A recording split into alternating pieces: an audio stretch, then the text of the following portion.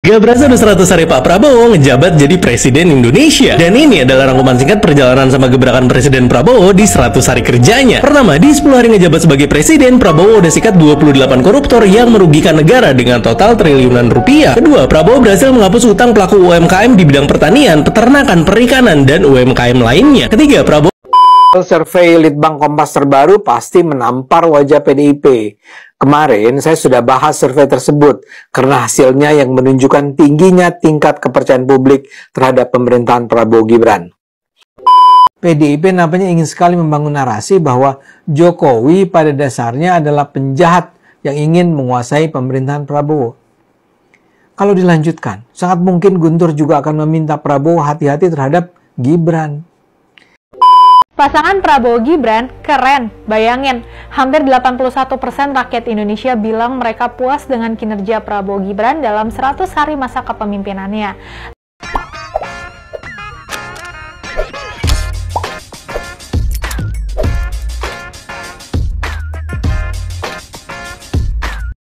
Baik sahabat sekalian, selamat berjumpa kembali bersama saya di channel ini, di mana pada kesempatan video kali ini saya akan mengangkat beberapa video terkait dengan hasil survei yang diterima oleh pasangan Prabowo Gibran yang baru-baru ini. Dalam rangka 100 hari kerja, mereka mendapatkan skor yang cukup memuaskan, dan hal ini telah dilakukan survei kepada masyarakat atau rakyat Indonesia terkait dengan kepemimpinan mereka kurang lebih 3 bulan atau 100 hari. Namun ada survei lain yang mengagetkan kita sekalian, adalah survei terkait dengan partai-partai. Ternyata Partai PDI Perjuangan mendapatkan skor paling buruk dari semua partai yang dilakukan survei. Hal ini tentu membuat para kader Partai PDI Perjuangan tidak akan terima hal ini. Hal itu diungkapkan oleh salah satu kader yang bernama atau biasa dikenal dengan Novi Bule, mengungkapkan bahwa itu survei mereka tidak percaya akan keakuratan dan juga kredibel ya. Mereka merasa bahwa itu bukan survei yang kredibel. Padahal hal ini dilakukan oleh pihak Kompas ya, Litbang Kompas yang selama ini menjadi media yang dipercayai. Kita jadinya heran ketika PDIP mendapatkan survei yang bagus, itu mereka terima. Tetapi ketika hasil surveinya tidak memuaskan, justru mereka tidak menerima hasil survei tersebut. Hal ini sungguh di luar nalar ya. Dan ada survei lain yang menyatakan bahwa pasangan Prabowo Gibran mendapatkan skor yang cukup bagus dari hasil yang disampaikan oleh masyarakat Indonesia. Namun ada pihak tertentu yang menilai bahwa kesuksesan Prabowo Gibran ini itu semata-mata adalah kesuksesan seorang Prabowo. Ada pihak yang sampai dan detik ini tidak mau menerima bahwa itu juga adalah bagian dari kesuksesan pasangan ini. Namanya pasangan presiden dan wakil presiden, berarti ini mereka bekerja sama. Tetapi ada pihak tertentu yang mungkin memiliki persoalan ataupun juga ada unsur lain di balik itu semua, mereka tidak menerima keunggulan ini. Justru yang mereka katakan bahwa keberhasilan selama 3 bulan ini semata-mata keberhasilan Prabowo, bukan keberhasilan Gibran. Bagaimana keseruan dari video-video ini? Mari kita saksikan satu persatu. Gak berasa udah 100 hari Pak Prabowo menjabat jadi Presiden Indonesia. Dan ini adalah rangkuman singkat perjalanan sama gebrakan Presiden Prabowo di 100 hari kerjanya. Pertama, di 10 hari ngejabat sebagai Presiden, Prabowo udah sikat 28 koruptor yang merugikan negara dengan total triliunan rupiah. Kedua, Prabowo berhasil menghapus utang pelaku UMKM di bidang pertanian, peternakan, perikanan, dan UMKM lainnya. Ketiga, Prabowo melakukan perjalanan 16 hari ke luar negeri dan berhasil bawa investasi asing sebesar 294 triliun rupiah. Keempat, Prabowo juga menaikkan gaji guru PNS sebesar 1 kali gaji pokok dan tunjangan guru honorer sebesar 2 juta rupiah. Kelima, upah minimum nasional ditetapkan naik sebesar 6,5% di tahun 2025. Keenam, program makan bergizi gratis sudah berhasil dilaksanakan di 26 provinsi dan akan terus berlanjut ke seluruh Indonesia. Ketujuh, pemberian medical check-up gratis buat seluruh warga Indonesia yang berulang tahun. Program ini akan berjalan dimulai Februari 2025. Delapan, biaya ibadah haji buat masyarakat Indonesia turun. Yang sebelumnya biaya haji sekitar 90 juta rupiah, sekarang turun jadi 55,4 juta rupiah. Belum 100 hari aja udah banyak banget gebrakan-gebrakan Presiden Prabowo yang dirasakan sama rakyat. Yang gilanya, survei Litbang Kompas bilang kalau 80,9% rakyat Indonesia puas sama kinerja Prabowo Gibran. Dan angka ini ternyata didominasi sama mayoritas rakyat menengah ke bawah yang benar-benar ngerasain dampaknya. Tapi ada banyak juga kritikan sama masukan dari masyarakat. Pertama, menteri-menterinya Prabowo yang kayaknya masih harus dievaluasi lagi. Kedua, pihak kepolisian, kejaksaan, KPK yang harusnya nggak tebang pilih sama kasus apapun yang terjadi. Ketiga, makan bergizi gratis masih perlu dievaluasi kayak menu dan pengelolaan food waste-nya. Nah sekarang gue mendengar pendapat kalian di kolom komentar. Luar biasa ya, ternyata kinerja Pak Prabowo dan juga Mas Gibran selama kurang lebih 3 bulan atau 100 hari ini sungguh memuaskan. Skor yang tidak main-main ya, 80,9%. Ini sedikit lagi sudah 81%. Ini sebuah angka yang cukup luar biasa yang diraih atau diperoleh oleh pasangan presiden dan wakil presiden ini. Ini sungguh luar biasa ya. Kita juga jadinya kaget bahwa ketika beliau ke luar negeri pulang membawa uang kurang lebih atau investasi kurang lebih 294 triliun. Ini juga sungguh prestasi yang luar biasa. Dan bahkan ongkos naik haji yang sebelumnya 90-an juta menjadi 55 juta saja. Ini menurun kurang lebih 50% ya diskonnya nih. Dan ini memang sangat luar biasa apa yang sudah dirasakan. Dan ternyata dari 80,9% yang memberikan skor cukup memuaskan ini, ternyata lebih banyak didominasi oleh kalangan menengah ke bawah. Artinya, respon ini benar-benar valid karena itu yang dirasakan oleh masyarakat menengah ke bawah. Ini sungguh luar biasa ya. Pasangan Prabowo Gibran keren, bayangin. Hampir 81% rakyat Indonesia bilang mereka puas dengan kinerja Prabowo Gibran dalam 100 hari masa kepemimpinannya. Lebih dari itu, hampir 90% rakyat Indonesia bilang mereka yakin dengan kepemimpinan Prabowo Gibran.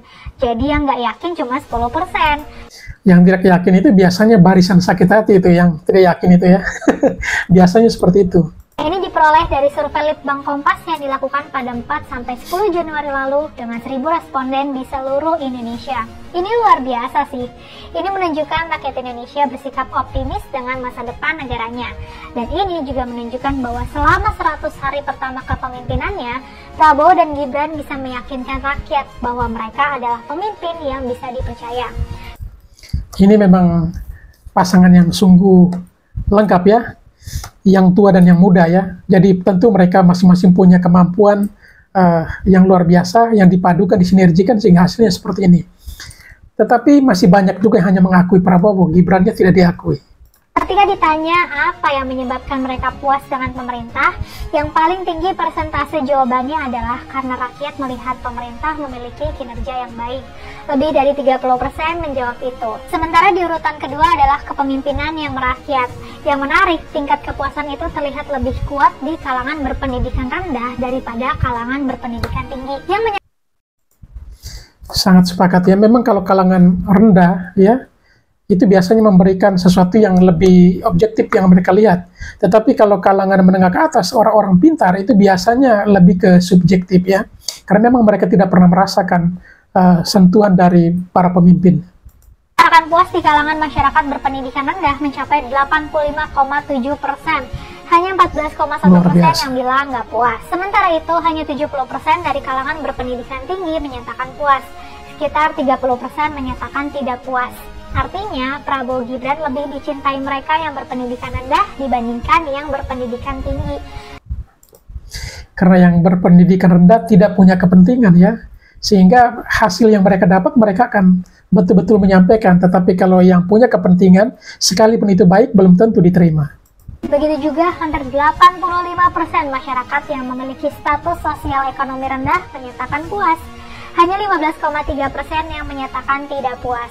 Di sisi lain, tingkat kepuasan di kalangan status sosial ekonomi tinggi cenderung lebih rendah. Di kalangan ekonomi tinggi, yang puas hanya 76%, sementara yang nggak puas 24%. Jadi bisa dibilang tingginya tingkat kepuasan dan keyakinan terhadap Prabowo Gibran ini sangat ditentukan oleh kecintaan masyarakat kecil. Karena masyarakat kecil yang mendominasi negeri ini. Lebih banyak masyarakat kecil yang menghuni negeri ini. Sehingga wajar kalau memang mereka harus memberikan apresiasi untuk Pak Prabowo dan juga Mas Gibran. Ini bukan berarti dukungan dari kalangan menengah ke atas rendah ya.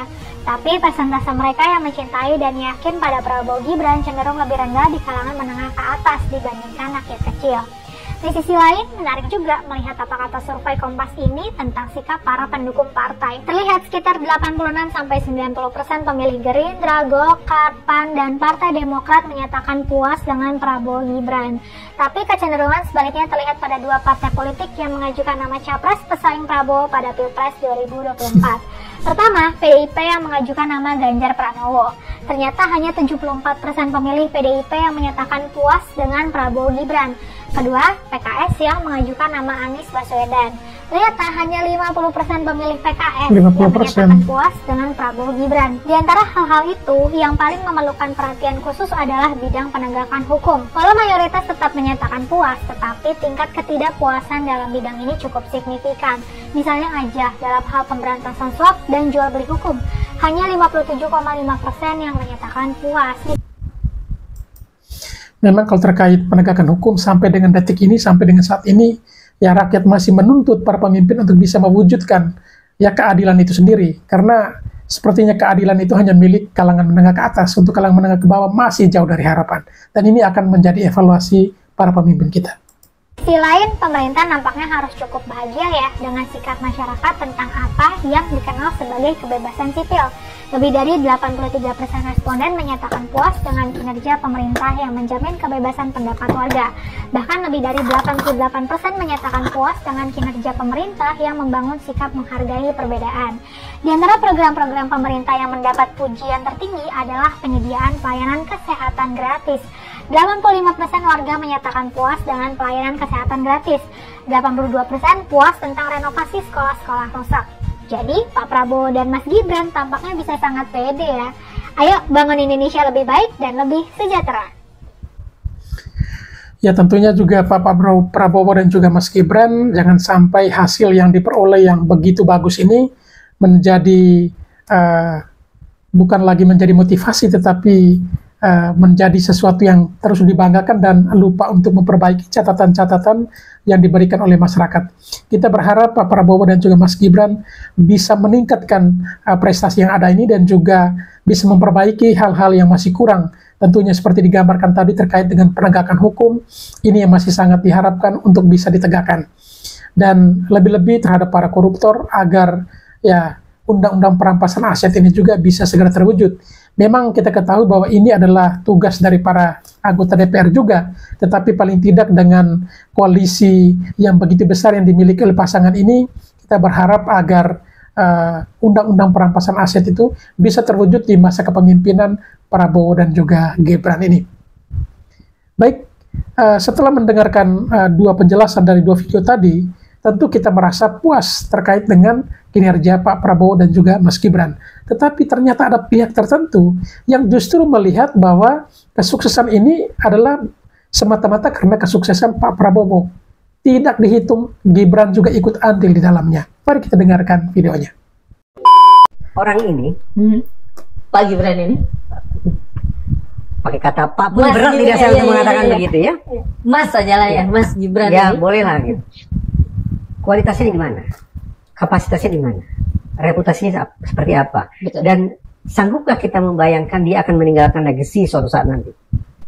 Keraguan-raguan saya atau bahkan ketidakmampuan saya menjawab rentetan pertanyaan saya itu sendiri yang membuat saya sesungguhnya enggan gitu, untuk katakanlah meninjau 100 hari pemerintahan Prabowo Gibran. Kalau 100 hari pemerintahan Prabowo oke lah. Dan orang juga banyak membicarakan itu. Iya, oke lah.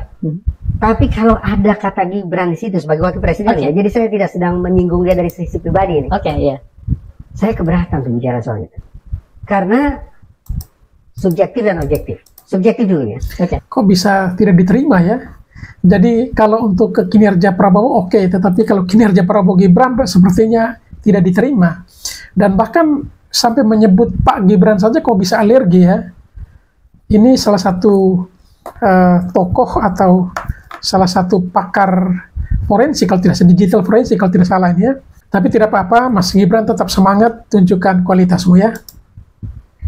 Saya ini orang yang awalnya antusias merespon ketika terwartakan di media bahwa Wapres Gibran itu punya nomor WhatsApp khusus. Hotline, untuk laporan itu ya? Laporan, lapor Mas Wapres atau apalah jenisnya itu ya. Silakan dicek, saya simpan di WhatsApp saya. Dari sekian banyak WhatsApp yang saya kirim, itu yang centang 2 dan akhirnya direspon cuma sekali. Dari sekian banyak itu berapa banyak agar pemirsa bisa mungkin ada sekitar, karena saya kapok akhirnya saya tidak kirim lagi. Yang terakhir saya kirim ada 10 sekitar itulah. Sekitar itu. 10 lah ya. Yang saya kirim itu beberapa hari lalu terkait dengan Rempang. Nah, saya lanjut ya. Ya, silakan. Dari sekian WhatsApp yang saya kirim, yang centang 2 dan direspon cuma 1. Itu pun saya ragu, ini yang menjawab manusia atau robot? Atau reply. Kalau mengharapkan Gibran langsung yang membalas sepertinya tidak mungkin. Ya mewah lah. Tapi paling tidak ada lah mungkin stafnya yang meresponnya. Tapi izinkan saya itu pun ragu. Ragu apakah benar ini manusia bernyawa yang merespon WhatsApp saya atau mesin belaka yang entah mau diapakan pula WhatsApp saya itu. Selebihnya ya kalau untuk Pak Gibran sendiri yang merespon tentu tidak ya, dengan kesibukan yang luar biasa lalu harus membalas satu persatu. Tetapi harapan dari Bang Reza juga ada benarnya. Ya minimal ada admin yang untuk bisa memverifikasi atau bisa menerima WA tersebut sehingga tidak terkesan bahwa hanya sebuah pencitraan, tetapi semata-mata program atau aplikasi yang disediakan itu juga untuk membantu meningkatkan kinerja pemerintahan Prabowo Gibran ini. Pesan-pesan WhatsApp saya yang lain centang 1 sampai sekarang. Berapa menit lalu nih saya cek masih centang 1. Seorang teman yang jago IT mengatakan itu tanda bahwa Anda diblokir. Benar nggak ya? Centang 1 itu diblokir. Kalau perkiraan saya bukan diblokir, tidak dibaca, tapi tidak kunjung diaktifkan nomor itu. Sehingga sekian banyak WhatsApp baik dari saya maupun dari orang-orang lain itu teronggok begitu saja, sementara aplikasi WhatsApp itu atau bahkan mungkin handphonenya itu tidak diaktifkan, teronggok begitu saja sampai kadaluarsa, sampai basi, sampai kemudian mungkin menghilang sendiri. Dan orang kemudian seperti yang dialami oleh Mas Reza kapok sendiri ya. Akhirnya saya kapok, saya cobalah lewat WhatsApp, seperti itu hasilnya. Kemudian saya coba lewat email, ada alamat emailnya, sampai hari ini pun tidak dibalas. Bahkan auto reply itu tidak ada. Lebih parah kan berarti?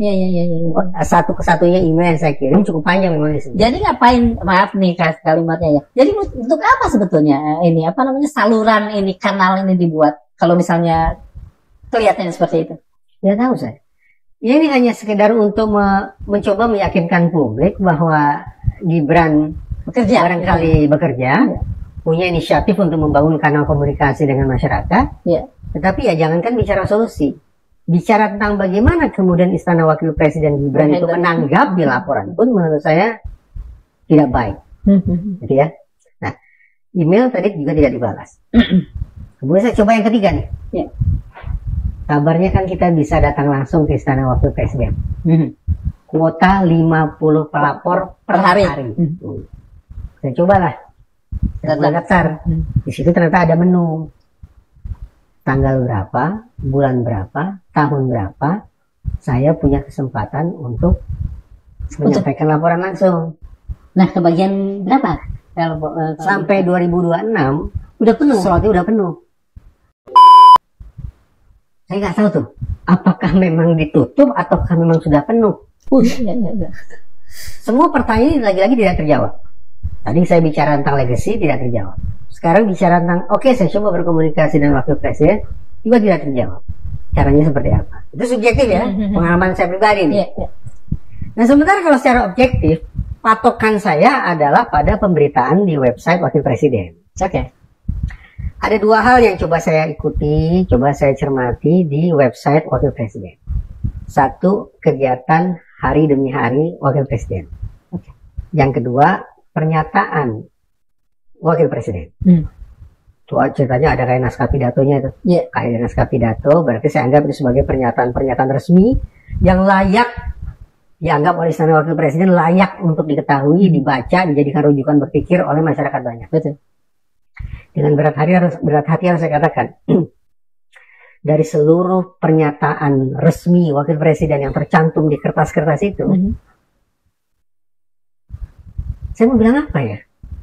Kualitasnya? Tidak ada isinya. Tidak ada isinya. Tidak ada kualitasnya ya. Sebenarnya tidak terlalu mengagetkan ya. Kalau kita ingat bahwa dulu Gibran sendiri pernah mengatakan dia tidak hobi membaca. Tidak hobi membaca. Mungkin mirip orang tuanya juga.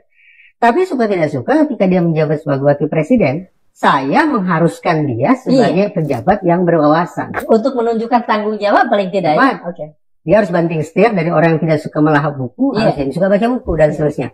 Tapi itu tidak tergambarkan dari pernyataan-pernyataan dia sebagaimana yang tercantum di website wakil presiden. Boleh saya tanya nggak? Kontinuitas kegiatan. Bukan ya itu pernyataannya itu. Apakah tiap hari ada atau gimana? Jarang, sangat jarang. Itu pun sekali lagi tidak ada yang substantif. Tidak ada yang substantif. Tempo-tempo memang media memberitakan tentang bagaimana Gibran ini, saya tidak tahu apakah betul-betul impromptu atau tidak, spontan atau tidak, tapi sekian kali itu pun kepleset lidah kan, sehingga mengutarakan kosakata tidak tepat. Waktu Paralimpik juga. Nah, semacam itulah. Jadi sangat mengganggu bagi saya. Nah, kemudian kalau kita bicara kegiatan wakil presiden sebagaimana yang terekam di website wakil presiden. Ya, di satu sisi tidak terlalu kaget, tapi di lain sisi juga mengecewakan sekali bahwa seremonial, program-program yang ibaratnya tinggal ketok palu gunting pita, program-program yang menurut saya tidak ada seorang wakil presiden juga akan berjalan dengan sendirinya. Karena itu izinkan saya bertanya, kira-kiranya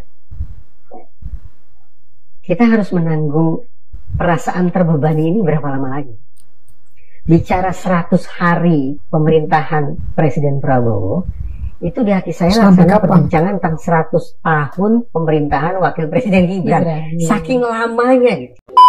Mayoritas pemilih Ganjar puas, pemilih Abah masih saja buas. Kawan-kawanku, anak-anak jenderal yang belum follow akun ini guys, ya, di follow dulu, pencet tanda plus, jangan lupa tinggalkan komentar kawan.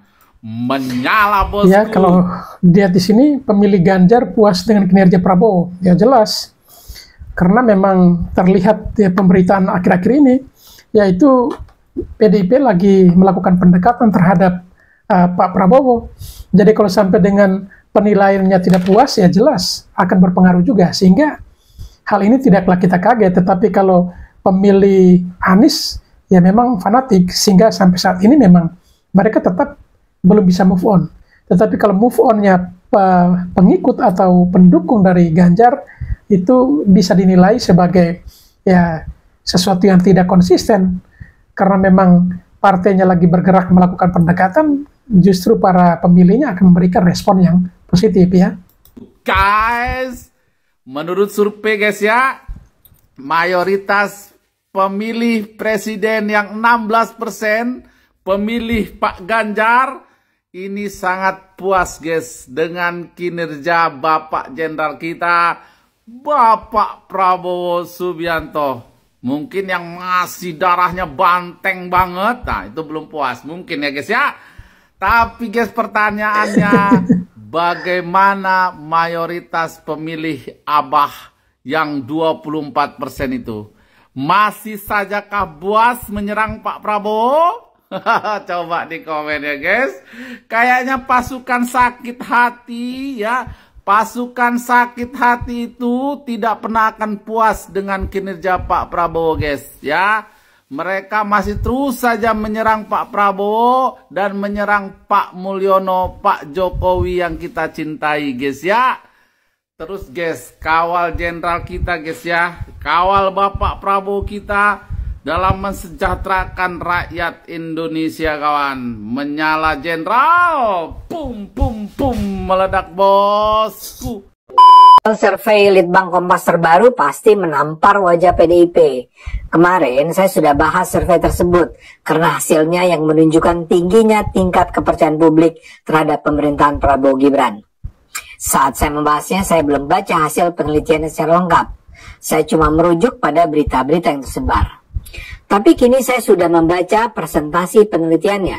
Dan ternyata yang juga penting adalah pandangan rakyat tentang partai-partai politik. Nah, di bagian inilah mestinya PDIP tertampar. Peneliti Kompas meminta rakyat menilai 8 partai yang ada di parlemen. Pertanyaannya terbagi 2. Pertama, apakah rakyat puas dengan masing-masing partai politik? Kedua, apa citra partai di mata rakyat? Dari 8 partai yang bisa dibilang terbaik adalah Partai Prabowo, Gerindra. 83% rakyat puas dengan Gerindra. 88% rakyat menganggap Gerindra memiliki citra yang baik. Di bawah Gerindra ada partainya SBY, Demokrat. 80,5% rakyat puas dengan Demokrat. 81,4% rakyat menilai Demokrat punya citra yang baik. Kemudian ada PKB, Golkar, Nasdem, PAN, dan PKS. Nah, yang paling buncit adalah PDIP. Hanya 53,2% yang menyatakan puas dengan PDIP. Wah, kasihan sekali, cuma 50% saja ini. 56,3% yang menyatakan citra PDIP baik. Menurut saya ini adalah sebuah citra yang sangat buruk mengenai PDIP. PDIP itu kan dikenal sebagai partai terbesar di parlemen. Jumlah anggota parlemennya di DPR paling banyak. Tapi ternyata saat ini reputasi mereka sangat rendah. Bayangkan hanya 50%-an yang puas dan menganggap PDIP sebagai partai yang baik. Sebagai sebuah partai yang selama ini memperjuangkan demokrasi, PDIP harus melakukan langkah-langkah darurat untuk menyelamatkan diri. Kebetulan dalam waktu dekat ini PDIP akan melakukan kongresnya. Sangat penting bagi PDIP untuk melakukan langkah pembenahan yang tidak kaleng-kaleng. Wah, ini berita ini sangat mengagetkan kita ya. Kok bisa ya partai dengan ya dominasi kursi terbanyak di parlemen ya, tetapi justru mendapatkan nilai yang paling kecil. Berarti secara tidak langsung hanya separuh dari responden itu yang memberikan nilai positif. Sangat disayangkan ya, partai yang besar tetapi nilai surveinya kecil. Dan karena nilai surveinya kecil inilah, maka para pendukung dan para kadernya menganggap bahwa survei Litbang Kompas ini tidak bisa dipegang atau tidak bisa dipercaya. Lucu ya, kalau sesuatu yang positif pasti diterima, tetapi kalau yang tidak positif pasti tidak diterima. Bentar. Ini nih ngapain sih Litbang Kompas nih ya? Bikin-bikin aneh-aneh aja, bikin survei 100 hari Prabowo Gibran. Nih lihat nih. Aduh, kan ini hasil kayak gini ya, kita tahu malah bikin sebelah itu bikin pusing, bikin marah mereka. Ngapain sih Litbang Kompas gitu? Kalian kan lembaga independen gitu, nggak bisa dibayar. Ya coba lembaga yang lain gitu loh ngasih survei. Pasti kan banyak narasi yang ngomong pasti ini ngikutin gaya-gaya pemerintahan yang dulu. Pasti. Pakai bayar-bayar lembaga survei dan lain-lain. Kan gitu omongannya. Ah, gimana sih? Ya udahlah, yang lucunya juga ngapain sih Litbang Kompas juga survei-survei si Gibran tuh. Kepuasannya di atas 70% lagi. Itu bikin gatel aja, bikin rame aja nanti. Kan saya juga yang pusing mengcounter kayak gini-ginian gitu loh. Udahlah, kalau yang bagus mah diem-diem aja. Orang Pak Prabowo aja bilang santai aja, nggak usah terima kasih ya mengenai makan bergizi. Dia bilang orang memang itu amanah ya kan buat rakyat. Udahlah, Kompas. Betul. Stop ya, besok-besok nggak usah bikin survei-survei gitu, oke? Set deh 100 hari kerja pemerintahannya Pak Prabowo, kita rakyat Indonesia dipertontonkan oleh dagelan-dagelan konyol yang dimainkan oleh para pembantu presiden. Ya contohnya ketika Pilkada Jakarta ada yang dengan jumawa nantangin banteng, ada yang menghina bakul es, RI 36 dengan patwal arogannya, terus pakai nggak ngaku lagi kalau dia ada di dalam mobil.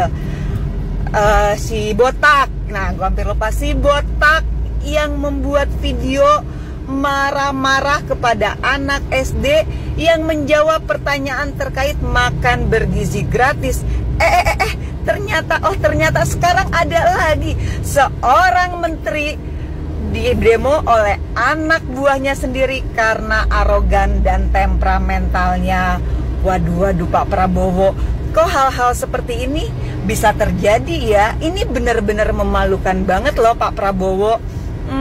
Tapi gue sih maklumin, karena mereka-mereka yang buat masalah ini adalah hasil ternaknya Mulyono. Nah, ini lagi-lagi Pak Jokowi yang dibawa-bawa ya. Memang setiap kesalahan atau hal apapun yang terjadi di negeri ini yang sifatnya negatif, itu pasti Pak Jokowi yang dapat nama ya. Sering disebut ini memang ciri-ciri pembenci ya seperti ini. Ya, seperti yang pernah gue bilang lah, kalau ternak Mulyono ini kan otaknya pada ketinggalan di gorong-gorong. Ya jadi kelakuan mereka ya pada seperti itu. Wajar banget deh untuk ternak-ternak Mulyono, cari ya otaknya di gorong-gorong.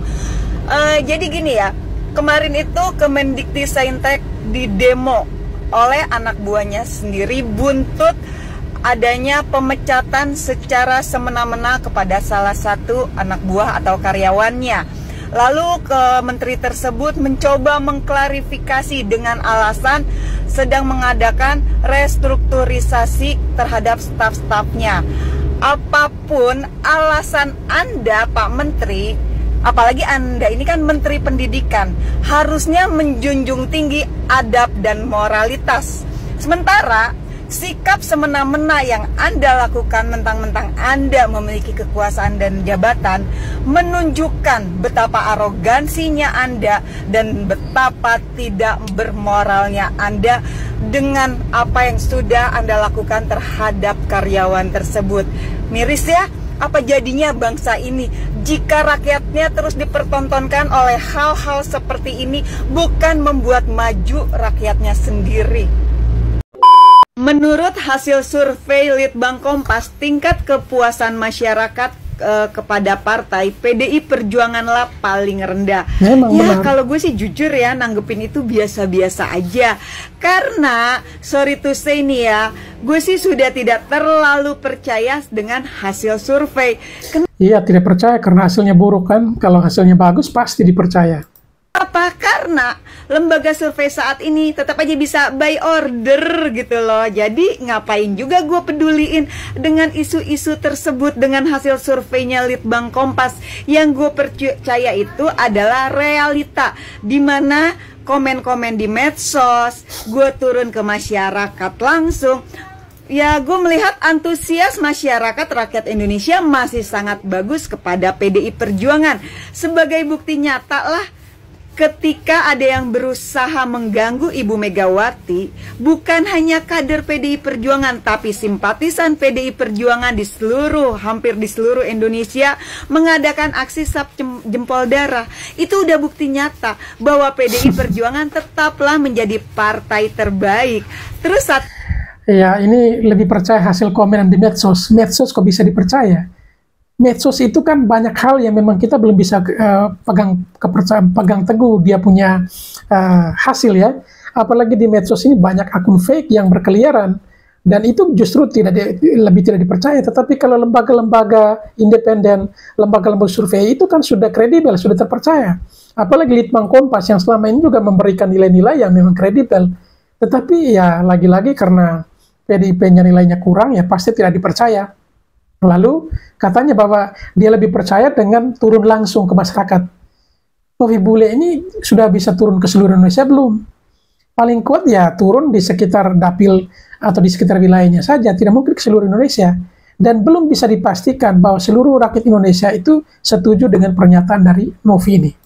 Lagi ngapain juga lah bangga gitu ya menjadi apa sih dari hasil Litbang Kompas ini nomor urut 1, nomor urut 2 tingkat kepuasan. Tapi ketika kalian partai-partai ketua umumnya tetap aja nggak punya pendirian, bisa dikendaliin oleh si Mulyono, tetap aja buat gue sih partai-partai kalian nothing ya. Yang tetap keren ya PDI Perjuangan, karena tetap keren pasti PDI Perjuangan yang tidak tergantikan ketua umumnya. Ketua umumnya hingga detik ini satu-satunya ketua umum partai yang nggak bisa dikendalikan, nggak bisa diatur-atur oleh si Mulyono. Sementara ketua umum partai yang lain, nothing.